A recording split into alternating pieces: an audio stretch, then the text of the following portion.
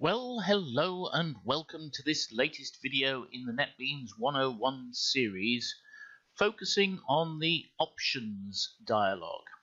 In this video we're going to look at formatting, and basically formatting is a way of having your code automatically formatted in a certain way for you. Other people call it Beautifier or Prettier, and there are certainly versions of software out there and plugins for various different editors and IDEs that will allow you to do this. Now, NetBeans offers formatting out of the box, and you can configure it how you like.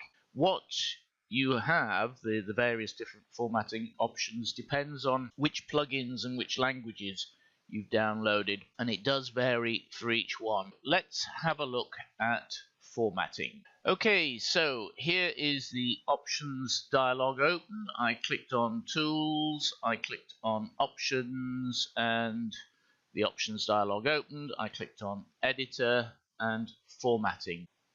I have a number of different languages in my system, so they're showing here. The first language that comes up, or the first option that comes up, is all languages. And this is really just to do with tabs and indenting and word wrap. But before we actually look at that, let's have a look. You have a number of different options that you can use here. You have category, and depending on which language you've chosen depends on which categories are available. And then you have the options.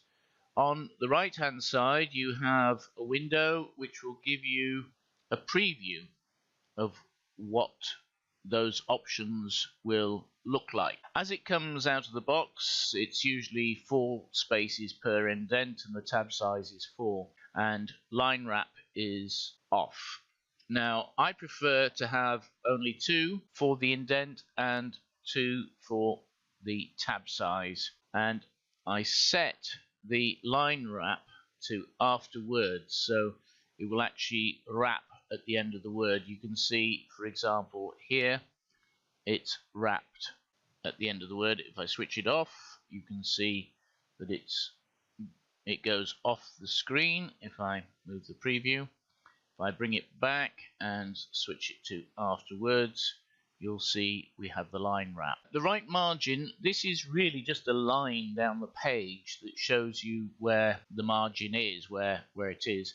Most people tend to work to 80 columns. You might want to work to 120 columns. It depends very much on the size of your monitor and how much you can actually see. Let me just see that in action. If I just move this down a bit, it would help actually if I apply that first. So, sorry about that. Yes, so I've applied that. I shall move it down so you can see now that this is line wrapped. If I minimize the CSS styles, you can see I have this line here. This is the margin. This is the 80 column margin that tells me when I've got to 80 characters the page. And you'll notice that it goes past the 80 characters. The line will go past the 80 characters. And that's what it is to do, because this is just an aid memoir. That's all it is. It's an aid memoir to tell you where the right margin is. What happens with the word wrap is it actually resizes to the size of the editor screen. So if I open CSS styles up again, you can see the word wrap is at params now. Okay, so let's just take that back up. Right margin and word wrap, line wrap. Expand tab to spaces. Now, if you're using different operating systems, if you're sending things to Linux and the Apple Mac and Windows, and this is a very good idea. It's also a very good idea in Windows, because what it does is it makes sure that everything is formatted the same way. So, for example, if you copy and paste something to Notepad, then you will actually have the 2 spaces, not a tab, which would be different on different things.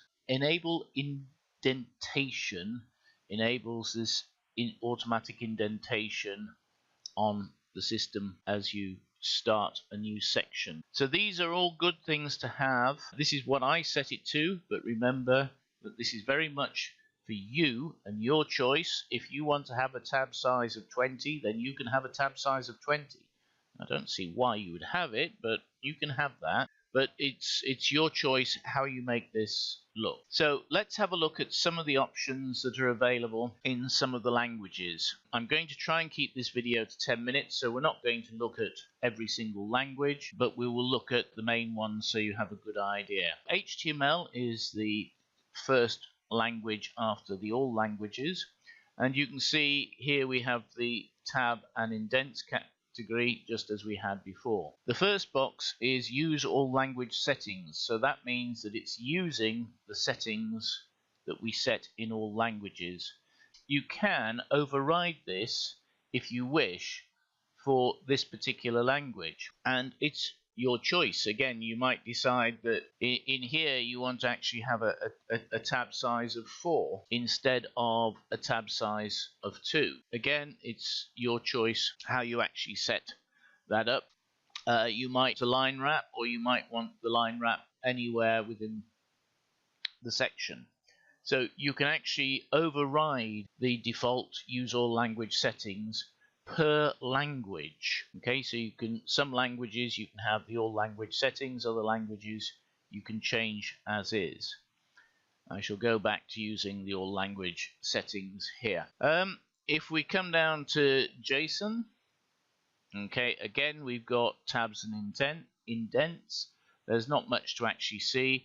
You've got an initial indentation of 0. You can of course change that. So if we put 2, for example, you can see that it's indented to 2, and a continue indentation of 8. And of course, all language settings are on. Here, you notice we've got different categories available. So if we look at blank lines, it decides how many blank lines you have between certain sections.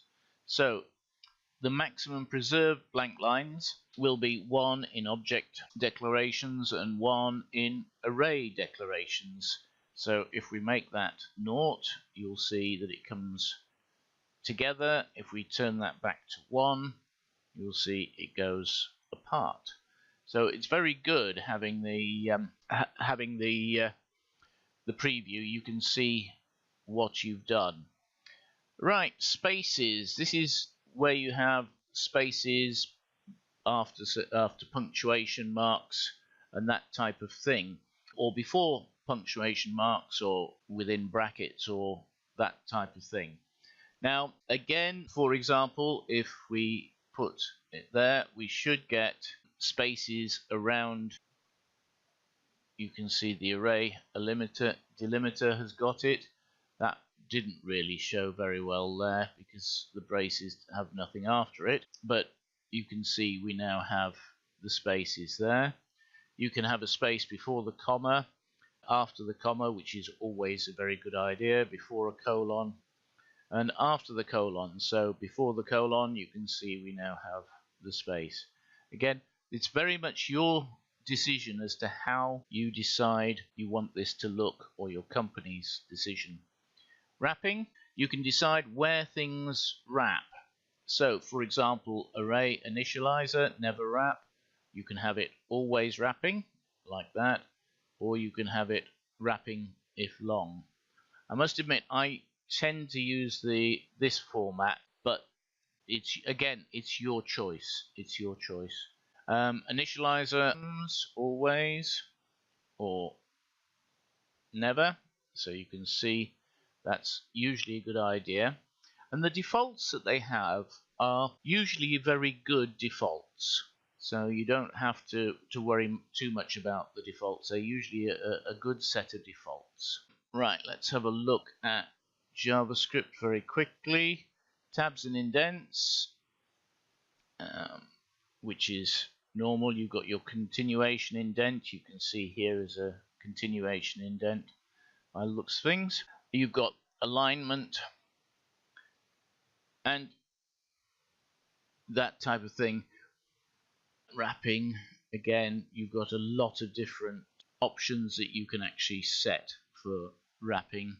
And if we look at PHP, which is what I use or tend to use the most, you can see I've already actually set some of these up to my own personal taste, because I prefer to use just a continuation indent of 2 and the array indent 2. And again, you've got lots and lots of different options as to what you want. You can see I've actually changed some of these already so that I've got wrapping at various places. Blank lines, where do you want blank lines, and that type of thing. It's very much your choice how you set this up. It's how you like things to do. There are some plugins which you can have for NetBeans which will allow you to use a JS Beautifier and that type of thing. Once you've got this set as you wish, it's a very good idea to then export the settings so that you can put them back at a later date. And again, if you come here, you'll need to enter a name, and then if you come down to formatting, you can click on the formatting and it will do all the formatting for you. If of course you've actually clicked on all, then you will have all the formatting and you'll have most of the settings that you require. I've already done a backup, an export, so I've actually got this the way I like. Once you've finished setting this up, remember to press apply, and that will then apply to your project, and it will actually be shown in the window, and then you can click OK to get out. That's it for formatting. The next one will be on code completion. This is a very short one, so we'll probably do code completion with the code templates together. So we'll do those together. Okay, so as always, please like, share, comment, and subscribe. My name's John, and I'll see you next time.